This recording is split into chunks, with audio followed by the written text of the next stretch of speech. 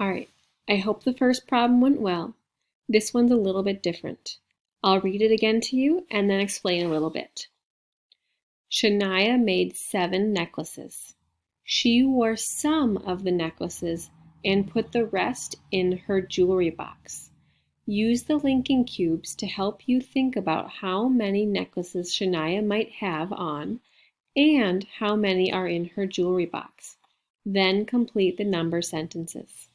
So up top with the pencils, they gave us a picture. In this one, they're giving us linking cubes, and that's actually great news because that's what your math tool was that I sent home with you. You can either actually take them out and use them to help you count, or you could just draw 7 cubes on your paper, 1, 2, 3, 4, 5, 6, 7, and then maybe color them or circle them to help you solve this problem.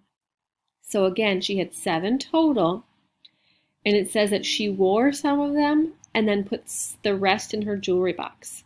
So just like the other problem, you need to figure out some number combinations, and there really is not a right or wrong answer.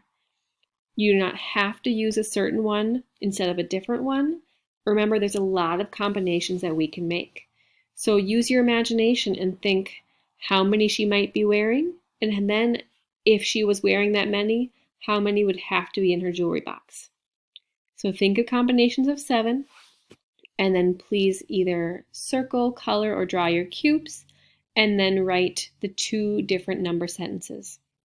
One is a regular number sentence, and one is the backwards kind where the number 7 goes at the front for the total.